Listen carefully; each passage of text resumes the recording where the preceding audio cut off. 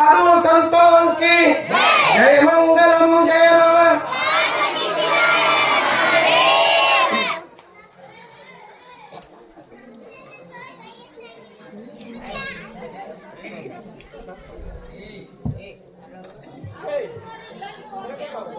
महात्मा ಏನು ಉಪದೇಶ ಮಾಡ್ತಾರೆ ಅಂತ ಕೇಳಿದ್ರ ಜ್ಞಾನದ ಬಲದಿಂದ ಅಜ್ಞಾನದ ಕೇಡು ನೋಡಂಗ ಬಹಳ ಕಿಮ್ಮತ್ರ ಮಾತಿದು. ಯಾವ ಮಾತಿಗೆ ಕಿಮ್ಮತ್ತ ಕೊಡ್ತಾರ ಆ ಮಾತು ಅವ್ರಿಗೆ ಏನ್ ಮಾಡ್ತದ ಕೆಲಸ ಮಾಡ್ತದ. ನಾವು ಇಲ್ಲಿ ತನಕ ಎಷ್ಟೋ ಮಾತುಗಳನ್ನು ಕೇಳಿದೆ, ಎಷ್ಟೋ ಶ್ರವಣ ಮಾಡಿದೆ, ಎಷ್ಟು ಮಂದಿ ಮಹಾತ್ಮರು ಉಪದೇಶ ಮಾಡ್ಯಾರ, ಎಷ್ಟು ಮಂದಿ ಮಹಾತ್ಮರು ಕಲಾವಿದರು ಹಾಡ್ಯಾರ ಜಗತ್ತಿಗೆ, ಎಷ್ಟು ಮಂದಿ ಬದಿಟ್ಟಾರ ಗ್ರಂಥಗಳನ್ನ ಶಾಸ್ತ್ರಗಳನ್ನ. ಹಿಂಗೆ ಇರ್ರಿ, ಹಿಂಗೆ ಮಾಡಿ, ಹಿಂದೆ ಬದುಕ್ರಿ ಅಂತ ಹೇಳಿದಾರೆ. ಆದ್ರೆ ನಮಗೆ ಬದುಕಲಕ್ಕೆ ಬಂದಿಲ್ಲ ತಿಳ್ಕೊಂಡೆ ನಾವು ಇಲ್ಲೇವಿ. ನಮ್ಮ ಕೈವಲ್ಯ ನಮ್ಮ ಸರಿ ಸಹಿತ ಆಗಿಲ್ಲ. ಅದು ನಮ್ಮ ಮನೆ ಹಿಂದ್ ಮುಂದಲ್ಲ, ಮನೆ ಹಿಂದ್ ಸಹಿತ ಆಗಿಲ್ಲ. ಯಾವಾಗ ಆಗ್ತದ ಅಂತ ಕೇಳಿದ್ರೆ ನಾವು ಸಣ್ಣ ಆಗ್ಬೇಕಲ್ಲಿ. ಎಲ್ಲಿ ಗುರು ಸನ್ನಿಧಾನಕ್ಕೆ ಹೋಗಿ ಸಣ್ಣ ಆದಾಗ ಗುರುವಿನ ಮೇಲೆ ವಿಶ್ವಾಸ ಇಟ್ಟು ಇವತ್ತು ರಾಮಾಯಣ ಮಾಡಕ್ ಹೋಗಿದ್ದೇವೆ, ಅಪ್ಪನ ಮಠಕ್ಕೆ ಹೋಗಿದ್ದೇವೆ. ಅಲ್ಲಿ ಮಹಾತ್ಮರ ದರ್ಶನಕ್ಕಂತ ಹೋಗಿದ್ದೇವೆ, ನಾವು ಭೇಟಿಯಾಗಿ ಬರ್ಬೇಕಂತ. 118 ವರ್ಷದ ಒಬ್ಬ ಅಜ್ಜಿ ಅದಾಳ, ರಮಾದೇವಿ ಅಂತ ಕೆಲಸ. ಅವಳ ಜೊತೆ ಇನ್ನೊಬ್ಬಕ್ಕೆ ಉಮಾದೇವಿ ಅಂತ ಇದ್ದಳು. ಅಲ್ಲೇ ಸಿರುಗುಪ್ಪಿ ಅವರ ಪೂರ್ವಾಶ್ರಮದ ಅಂದ್ರ ಅವ್ರು ಹುಟ್ಟಿರ್ತಕ್ಕಂಥ ಊರು. ಸಣ್ಣ ವಯಸ್ಸಿನಾಗ ಮನೆ ಬಿಟ್ಟು, ತಾಯಿ ತಂದೆ ಬಿಟ್ಟು, ಮಂದಿ ಮಕ್ಕಳು ಬಿಟ್ಟು, ಬಂಧು ಬಳಗ ಬಿಟ್ಟು, ಸಂಬಂಧಗಳನ್ನೆಲ್ಲ ಬಿಟ್ಟು ಗುರು ಸೇವಾ ಮಾಡೋ ಸಲುವಾಗಿ ಬಂದು ಆ ಅಪ್ಪ ರಾಮನವರನ್ನು ಮಠದಾಗ ನಿಂತು ಸೇವಾ ಮಾಡಿ ಹಳಿ ಮಠ ಇದ್ದಾಗ ಬಂದು ಇಲ್ಲಿ ನಿಂತ್ಕೊಂಡು ಇಲ್ಲಿಗೆ 118 ವರ್ಷ ಆಯ್ತು. ಆಕೆ ಆ ತಾಯಿ ಬಂದು ಮಠದಾಗ ನಿಂತಾಕರ 8 ವರ್ಷಕ್ಕೆ ಇದ್ದಳಂತ. ಇಲ್ಲಿಗೆ 108-9 ವರ್ಷ ಆಯ್ತು. 109 ವರ್ಷ ಮಠದಾಗಿದ್ದು ಸೇವಾ ಮಾಡಿ ಇವತ್ತ ಬೆಳಗ್ಗೆ ಮಠಕ್ಕೆ ಹೋಗಿದ್ದೇವೆ. ಆ ತಾಯಿ ಎದ್ದು ಕೂತು ಮಾತು ಹೇಳ್ತಿದ್ರು, 4 ಕಿಮ್ಮತ್ತಿನ ಮಾತ. ಆಕೆ ನಮಗೂ ಮಾತಾಡಕ್ ಬರಂಗಿಲ್ಲ. ಎಟ್ಟಿಗೆ ವಯಸ್ಸ 118 ವಯಸ್ಸಾಗ ಇವ್ರಪ್ಪ ಜ್ಞಾನವನ್ನು ನಂಬಿರ್ತಕ್ಕಂಥವ್ರು. ನಾವು ಇಲ್ಲಿ ಶಾಸ್ತ್ರ ಹೇಳಕತ್ತೇವೆ, ನಿಮಗ್ ಕೂತು ಕೇಳಕ್ ಆಗಲ್ದು. ಒಂದ್ ವೇಳೆ ಶಾಸ್ತ್ರ ಹೇಳ್ತೀನಿ, ನೀವು ನಾಳೆ ನೀವು ಇಲ್ಲಿ ಬಂದವ್ರು ಶಾಸ್ತ್ರ ಕೇಳಕ್ ಬಂದವರೆಲ್ಲ ನಾಳೆ 1,000 ರೂಪಾಯಿ ತರಬೇಕು ಕಂಪಲ್ಸರಿ ಅಂದ್ರೆ ಯಾರು ಬರ್ತೀರಿ? ಬರೀ 1,000 ರೂಪಾಯಿ ಕೇಳಿದ್ರೆ ನಿಮ್ ಕೈ ಆಗಲ್ಲ. ಇನ್ನು ನಿಮ್ ಹೊಲ ಕೇಳಿದ್ರ, ನಿಮ್ ಮನಿ ಕೇಳಿದ್ರ, ಬೆಳೆ ಬಂಗಾರ ಕೇಳಿದ್ರ ಯಾರ ಕೊಟ್ಟು ಶಾಸ್ತ್ರ ಕೇಳ್ತೀರಿ? ಇಲ್ಲ. ಶಾಸ್ತ್ರದ ನಿಯಮ ಏನದ ಕೇಳಿದ್ರೆ ಶಾಸ್ತ್ರ ಕೇಳಿ ಸೋಮ್ ಪುಕ್ಷಟ್ ಮನೆ ಹೋಗುವಂಗಿಲ್ಲ. 1 ರೂಪಾಯಿ ದಕ್ಷಿಣ ಇಲ್ಲಿ ಪೀಠದ ಮೇಲೆ ಇಟ್ಟು ಪೀಠಕ್ಕೆ ನಮಸ್ಕಾರ ಮಾಡಿ ಹೋಗ್ಬೇಕಾಗ್ತದೆ. ಮಾಡ್ತೀರಿ? ಎಲ್ಲ ಮಾಡ್ತೀರಿ? ಆಗಂಗಿಲ್ಲ, ಆಗಂಗಿಲ್ಲ, ಆಗಂಗಿಲ್ಲ. ಯಾಕೆ ಆಗಂಗಿಲ್ಲ? ಬರೇ ಪುಕ್ಷಟ್ ಇಲ್ಲಿ ಕೂತು ಬರೇ ಕೇಳೋದು, ಏನಿಲ್ಲ ಕೆಲಸ. ಕೂತು ಕೇಳೋದು ಅದು ಯಾರ್ಯಾರ ತಲೆಗೆ ಹತ್ತ ಜ್ಞಾನದ ಊಟ, ಅದು ಯಾರ್ಯಾರ ತಲೆಯಾಗ ಜಾಗ ಯಾರ್ಯಾರಿಗೆ ಐತೆ ಅವ್ರ ತಲೆಯಾಗ ಹೋಗ್ತಿರ್ತೈತೆ. ಬಾಯಿಲೆ ಖಾಲಿ ಇಲ್ಲ, ಮೆಮರಿನೇ ಖಾಲಿ ಇಲ್ಲ. ಇರುವುದೇ 4 GB 8 GB ಮೆಮರಿ. ಅವೆಲ್ಲ ಫುಲ್ ಆಗ್ಯಾವ, ಫುಲ್ ಆಗಿ ವೈರಸ್ ಅಟ್ಯಾಕ್ ಆಗ್ಯದ. ಅದ್ರಾಗ ಮತ್ತೆ ಆಮೇಲೆ ಸೇವೆ ಮಾಡ್ತೇವೆ ಆಗಂಗಿಲ್ಲ, ಹೋಗಂಗಿಲ್ಲ. ಅದಕ್ಕಾಗಿ ಕೂತು ಕೇಳೋದು, ಕೇಳೋ ಬಗ್ಗೆ ಈ ಊಟ ಆದ್ರೂ ಆ ಊಟನ ಇಟ್ಟಾನವ ಕಷ್ಟಪಟ್ಟು ಗುರುವಿನ ಸಲುವಾಗಿ. ಏನೇನು ಕಷ್ಟ ಬಂದಾವು, 5 ವರ್ಷ ಆಯ್ತು ನಾ ಈ ಊರಿಗೆ ಬರ್ಲಕತ್ತು, ಏನೇನು ಕಷ್ಟ ಬಂದಾವು, ಏನೇನು ಆಗೈತಿ ಘಟನೆ ಅನ್ನೋದು ಅದು ನನಗೂ ಗೊತ್ತೈತಿ. ಇಲ್ಲಿ ಪುಸ್ತಕಗಳನ್ನೆಲ್ಲ ನಿಮಗೂ ಗೊತ್ತೈತಿ. ಆ ಬೇಕಾದಂತ ಕಷ್ಟ ಬಂದ್ರು ಕೂಡ ಸದ್ಗುರು ಮಧುಮಣೇಶ್ವರ ಬರ್ದಾರ, ತಂದೆ ನಿನ್ನ ದಯ ಒಂದಿರಲಿ, ಬೇಕಾದಂತ ಸಂಕಟ ಬರಲಿ, ನಿನ್ನ ನಾಮ ನಾ ಹೆಂಗ ಬರಲಿ ಭಕ್ತಿ ಭಾವದಲ್ಲಿ. ಗುರುಗಳು ಚೆಕ್ ಮಾಡ್ಯಾರ. ನಾ ಹೇಳಕತ್ತೀನಿ, ಸುಮ್ಮನೆ ನೆನಪು ಮಾಡ್ಕೊಳಕತ್ತೀನಿ. ಏನೋ ಹೆಚ್ಚು ಕಮ್ಮಿ ಆಯ್ತು, ಏನೋ ಹೆಚ್ಚು ಕಮ್ಮಿ ಆಯ್ತು. ಜೀವನ ಅತ್ಯಂತ ಕಷ್ಟಪಟ್ಟ ಮಗಳು ಕೂಡ ಕೆಡ್ತಾಕಿ ಏನೇನೋ ಮಾಡಿ ಅಂತ ಭವ ಅಂತಕ್ಕಂಥ ಮಠ ಸ್ಥಾಪನೆ ಮಾಡಿ, ಮಠ ತಯಾರ ಮಾಡಿ, ಏನಾರ ಮಾಡ್ಬೇಕಂತ ಕನಸು ಕಟ್ಕೊಂಡು ಕೂತಿರ್ತಕ್ಕಂಥ ಆ ಪುಣ್ಯಾತ್ಮಗ ಏನೇನೋ ಅಡ್ಡಿ ಅಂತಕಗಳು ಬಂದಾಗ ಅದನ್ನೆಲ್ಲ ಬಿಟ್ಟು ಹೊರಗಡೆ ಬಂದು ಎಲ್ಲಿ ಮಹಾತ್ಮರು ಕರ್ಕೊಂಡು ಬಂದು ಏನಾರು ಮಾಡ್ಬೇಕಂತ ತಿಳ್ಕೊಂಡು ಇಲ್ಲಿರ್ತಕ್ಕಂಥ ಸಂತರ ಜೊತೆ ಮಾತಾಡಿ ಪಾಂಡವನ ಕೂಡ ಕಾರ್ಯಕ್ರಮ ಇಟ್ಕೊಂಡು ನನ್ನ ಕರೆಸಿದ್ರು. ಹೌದಾ? ಪಾಂಡವನ ಗುಡಿ ಒಳಗ, ಈ ಊರು ಪಾಂಡವನ ಗುಡಿ ಒಳಗ 2 ವರ್ಷ ಕಾರ್ಯಕ್ರಮ ಮಾಡಿದೇವೆ. 2 ವರ್ಷ ಕಾರ್ಯಕ್ರಮ ಆಗೋದ್ರೊಳಗಡೆ ಆ ಕಾರ್ಯಕ್ರಮ ಬಂದ್ ಮಾಡಿದ್ರು. ಒಬ್ರು ಯಾರು ಮಾಡಿದ್ರು ಊರಿಗೆ ಬರ್ತೇವೆ. ಈ ಊರ ಹೆಸರು ಮುಂದಿನ ಊರಾಗ ಹೇಳವ್ರಿ. ನಾವು ಪುರಾಣಿಕರು, ನಾವು ಪ್ರವಚನಕಾರ ಒಳಗ್ ಬಾಯಿದ್ದಾರೆ, ನಮಗ್ ಒಳಗ್ ಗಡಿಗಿದ್ದಾರೆ ನಮ್ಮ ಬಾಯಿ. ಚಲೋ ಅಂದ್ರೆ ಚಲೋ ಅಂತ ಮುಂದಿನ ಊರಾಗ ಹೇಳೋರು, ಕೆಟ್ಟ ಅಂದ್ರೆ ಕೆಟ್ಟ ಅಂತ ಮುಂದಿನ ಊರಾಗ ಹೇಳೋರು. ಪಾಂಡವನ ಗುಡಿ 2 ವರ್ಷ ಕಾರ್ಯಕ್ರಮ ಮಾಡಿ ಅಲ್ಲಿ ಕಾರ್ಯಕ್ರಮ ಬಂದ್ ಮಾಡೋರು. ಮುಂದೆ 3ನೇ ವರ್ಷ ಕಾರ್ಯಕ್ರಮ 8 ದಿನ ಹೋದೈತಿ. ಕಾರ್ಯಕ್ರಮ ಮಾಡೋದಾರಿ ಪಾಂಡವರಾಗಿ ಹೆಂಗ್ ಮಾಡೋದು ಹೇಳ್ತಾರಂತ. ಅವ ಹೆಂಗ್ ಮಾಡ್ಕೊತಾನ ಸೇವಾಕ್ ತಯಾರ ನಿಂತಿದ್ದೇವೆ ಒಂದು ಒಳಕ್. ಅವ ಮಾಡ್ಕೊಂಡ್ರೆ ಮಾಡ್ಕೊಂಡು ಹೋಗ್ತಾನೆ, ಇಲ್ಲಪ್ಪ ಅವನ ಇಚ್ಛ ಅಂದಾಗ ಮರುದಿವಸ ಕಾರ್ಯಕ್ರಮ ತಯಾರಾಯ್ತು. ಕಮತಿಗೆ ಊರಾಗಿ ಇವ್ರ ಊರಾಗಿ ಎಲ್ಲರಿಗೂ ಮಾಡಿದಾಗ ಕಾರ್ಯಕ್ರಮ ನಿಯೋಜನೆ ಆಗ್ತು. ಕಾರ್ಯಕ್ರಮ ಮಾಡಿ ಒಂದು ವರ್ಷ, ಪ್ರತಿ ವರ್ಷ ಶಿವರಾತ್ರಿ ನಮ್ಮ ಕಾರ್ಯಕ್ರಮ ಮಾಡೋದ್ರಿ, ಅಮಾವಾಸ್ಯೆ ನಮ್ಮ ಪ್ರಸ್ತಾವ ಮಾಡೋದ್ರಿ, ಎಲ್ಲಾರು ಕೂಡ ಸತ್ಸಂಗ ಮಾಡೋದ್ರಿ ಅಂತ ಹೇಳೋದು. ಹೇಳಿ ಅಲ್ಲಿರ್ತಕ್ಕಂಥವ್ರು ಎಲ್ಲ ಹಿರಿಯರು ಕೊಡ್ಕೊಂಡು ಕಾರ್ಯಕ್ರಮ ಮಾಡೋದ್ರೊಳಗೆ ಒಂದು ವರ್ಷ ಕಾರ್ಯಕ್ರಮ ಮಾಡಿ ಒಂದು 7-8 ಅಮಾವಾಸ್ಯೆ ಪ್ರಸ್ತಾವ ಮಾಡೋದ್ರೊಳಗೆ ಮತ್ತೆ ಏನ್ ಮಾಡೋದು ಅಂತ ಕೇಳಿದ್ರೆ ಅಲ್ಲಿ ಕಾರ್ಯಕ್ರಮ ಕುಂಪು ಹಾಕಿ ಆ ಕಾರ್ಯಕ್ರಮ ಬಂದ್ ಮಾಡೋದು. ಹೇಳಿದ್ರೆ ಅವ್ರ ಹೆಸರು ಸಹಿತ ಒಬ್ಬನಾಗಿ ವೇದಿಕೆ ಮೇಲೆ ಹೇಳ್ತೀನಿ ನಾ ಬೇಡದು. ಯಾಕಂತ ಅವ್ರು ಮಾಡತಕ್ಕಂಥ ಕರ್ಮ ಅವರು ಭೋಗಿಸ್ಲೇಬೇಕು. ಇದು ಎಲ್ಲ ಸಾಕ್ಷಿಯಾಗಿ ಹೇಳ್ತೀನಿ ನಾ. ಪಟ್ಟು ಹೋಗ್ತಿಲ್ಲ ಅವ್ರಿಗೆ. ಈಗ ಬೇಡ ವೇದಿಕೆ ಮೇಲೆ ನಾ ಪ್ರವಚನ ಮುಗಿಸ್ಕೊಳ್ಳೋಕೆ ಏಕಾಂತೊಳಗೆ ಬಂದು ನನ್ನ ಊರಾಗ ಬಂದು ಭೇಟಿಯಾಗ್ರಿ, ನೀನೇ ಇದನ್ನ ಮಾಡಿದಪ್ಪ, ಇದನ್ನ ನೀ ಭೋಗಿಸ್ತಪ್ಪ ಅಂತ ಹೇಳಿ ಅವ್ರಿಗೆ ಬಾಳ್ಬಾರ್ದು ಸರಿ ಮಾಡಿ ಕೊಟ್ಟು ಹೋಗ್ತೀನಿ. ಅಷ್ಟು ಹಿಮ್ಮತ್ ಗುರುವಿನ ಮಗ ಎಲ್ಲ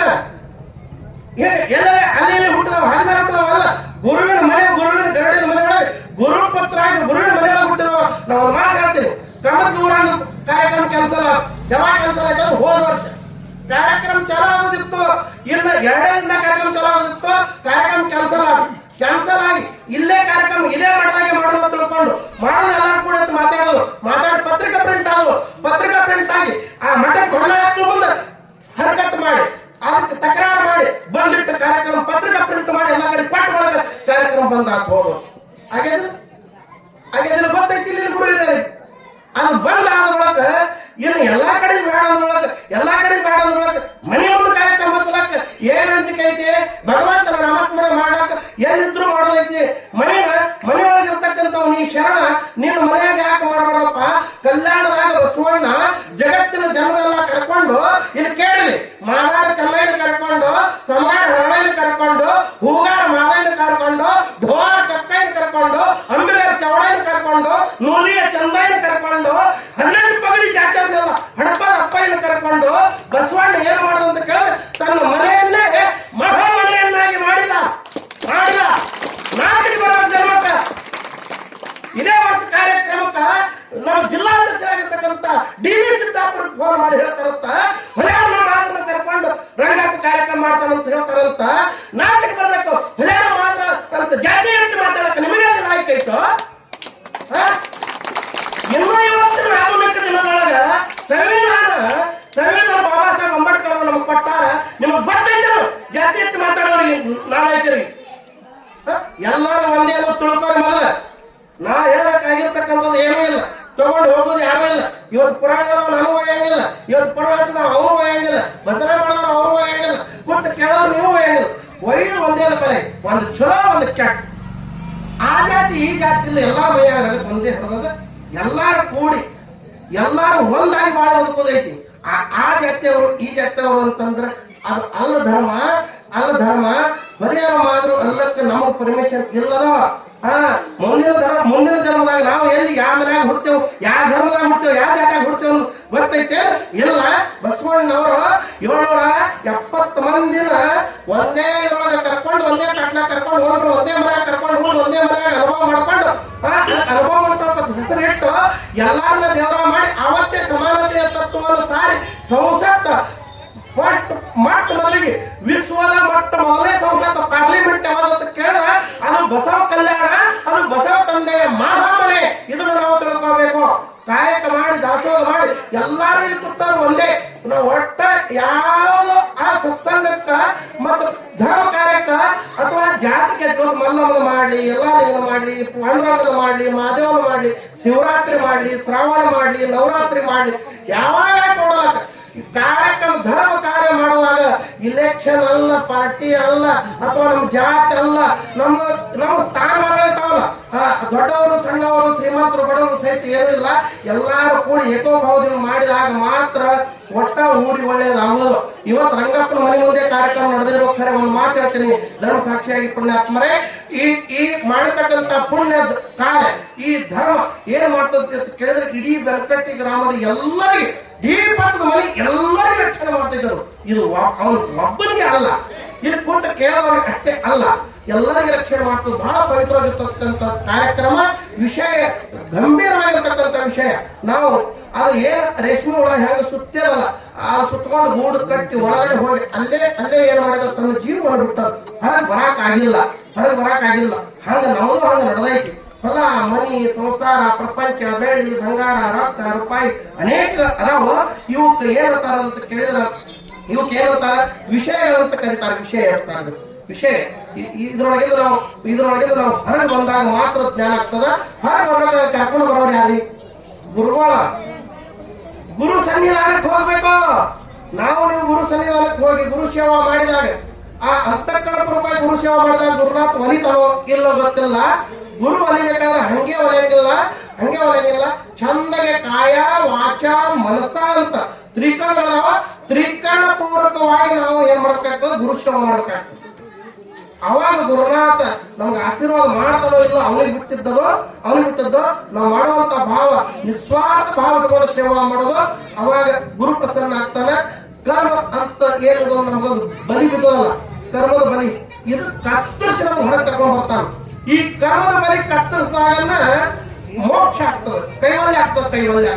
ಅಲ್ಲಿ ತನಕ ಕೈವಲ್ಯ ಆಗಲ್ಲ. ಕೈವಲ್ಯ ಅಂದ್ರೆ ಅದೇ ಕಾಯಿಪಲ್ಯ ಬಜಾರ್ ಅಲ್ಲ. ಕೈವಲ್ಯ ಅಂದ್ರೆ ಅದೇ ಕಾಯಿಪಲ್ಯ ಬಜಾರ್ನಾಗ ಕಾಯಿಪಲ್ಯ ಅಲ್ಲದು. ಅದು ಕೈವಲ್ಯ ಅಂದ್ರೆ ಗುರು ಸನ್ನಿಧಾನಕ್ಕೆ ಹೋಗಿ ಗುರುಪುತ್ರ ಆಗಿ ಗುರುವಿನ ಕೈಲಿ ಉಪದೇಶ ತಗೊಂಡು ಗುರುವಿನ ಮಗ ಗುರುವಿನ ಮಗ ಯಾವ ಆಗ್ತಾನಲ್ಲ ಅವನಿಗೆ ಕೈವಲ್ಯ ಆಗ್ತದ. ಅಂತವ್ರೊಳಗ ಇವತ್ತು ನಿಮ್ಮ ಯಾರ ಇದ್ರ ಅವ್ರ ರಂಗಪ್ಪ ಆಗ್ಲಿ ಇವತ್ತು ಭಜನೆ ಮಾಡೋ ಎಷ್ಟು ಕೈವಲ್ಯ, ಎಷ್ಟು ಸತ್ಸಂಗದ ಮೇಲೆ ಪ್ರಭಾವದ ಅಂದ್ರ ಗುರು ಸೇವಾದ ಮೇಲೆ ಎಷ್ಟು ವಿಶ್ವಾಸದಂದ್ರ ಯಾಕೆ ಹೇಳ್ಬೇಕು? ಆ ಭಜನಾ ಮಾಡುವಾಗ ಭಕ್ತಿ ಒಳಗೆ ಮತ್ತೆ ಜ್ಞಾನ ಒಳಗೆ ಎಷ್ಟು ತಾಕತ್ತೈತೆ ಅಂತ ಕೇಳಿದ್ರೆ ಆ ಭಜನೆ ಮಾಡುವಾಗ ಒಬ್ರು ತಾಳ ಬರ್ತಿರ್ತಾರ. ಉದಾಹರಣೆ ನಿಮ್ಗೆ ಇಲ್ಲಿದ್ದಿಲ್ಲ ಹೇಳ್ತೀನಿ. ನಿಮ್ಗೆ ಬಹಳ ದೂರಿಂದ ಬೇಡ. ರಾಮಾಯಣದೊಳಗೆ ಅವ್ರು ಮಾಡ್ಯಾರ, ಮಹಾಭಾರತಾಗ ಅವ್ರು ಮಾಡ್ಯಾರ, ಮತ್ತೊಂದಾಗ ಅವ್ರು ಮಾಡ್ಯಾರ, ಇದ್ರಾಗ ಅವ್ರು ಮಾಡ್ಯಾರ, ಸಿದ್ಧಾರ್ಥ ಹಂಗ್ ಮಾಡ್ಯಾರ ಅಂತ ಹೇಳ್ತಿತ್ತ. ಇಲ್ಲಿದೆ ಹೇಳೋಣ ನಿಮ್ಗೆ.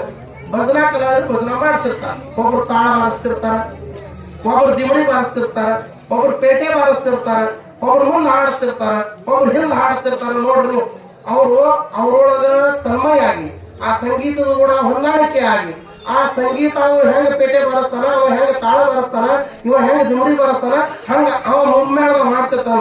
ಮುಂದೆ ಹಾಡವ ಹೆಂಗ ಹಾಡ್ತಾನ ಹಂಗ ಅವನ ಹಾಗೆ ಇವ ಹಿಂದೆ ಹಾಡ್ತಿರ್ತಾನ.